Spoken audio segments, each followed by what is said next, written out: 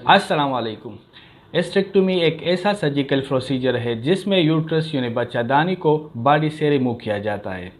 एस्टेक्टोमी का ऑपरेशन उन फीमेल में किया जाता है जिनको कोई गायनेकोलॉजिक प्रॉब्लम होती है, जैसा कि फाइब्राइड यानी बच्चादानी में ट्यूमर का मौजूद होना, एंडोमेट्रियोसिस यानी एंडोमेट्रियम टिश्यूज़ जो यूट्रस की इंटरनल लाइनिंग बनाते हैं उनका यूट्रस के बाहर ओवरीज और फ्लूपियन ट्यूब पर ग्रो करना, या फिर कोई सर्विकल यूट्राइन कैंसर का मौजूद होना वगैरह।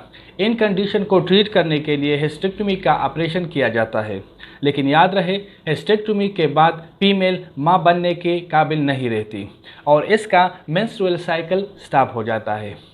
इसलिए ये कोशिश की जाती है कि सबसे पहले किसी और तरीके से फीमेल का इलाज किया जाए, लेकिन जब बाकी कोई इलाज काम न कर रहा हो तो फिर सबसे लास्ट ऑप्शन हिस्टेक्टोमी होता है।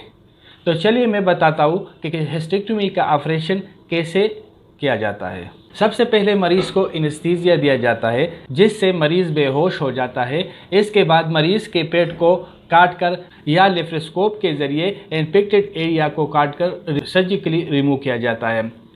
कुछ केसेस में यूट्रस के साथ ओवरीज, सर्विक्स और फ्लूपियन ट्यूब को भी रिमूव कर दिया जाता है।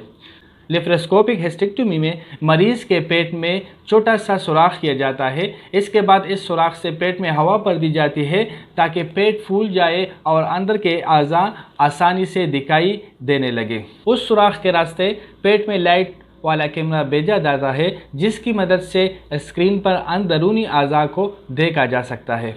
इसके बाद पेट में एक या दो से ज़्यादा सुराख करके सर्जिकल इंस्ट्रूमेंट दाखिल किए जाते हैं जिनकी मदद से इन्फेक्टेड एरिया को काटकर रिमूव कर दिया जाता है। अगर सर्जरी लेप्रोस्कोपिक के ज़रिए किया जाए तो फिर यूट्रस और बाकी पार्ट्स को काटने के बाद वेजाइना के रास्ते बाहर निकाल दिया जाता है, और अगर ओपन सर्जरी की जाए तो फिर वहीं से यूट्रस को बाहर निकाल दिया जाता है। सर्जरी के बाद कुछ ही दिनों में मरीज़ सेहतयाब हो जाता है। तो दोस्तों, चैनल को ज़रूर सब्सक्राइब करें। शुक्रिया। अल्लाह हाफ़िज़।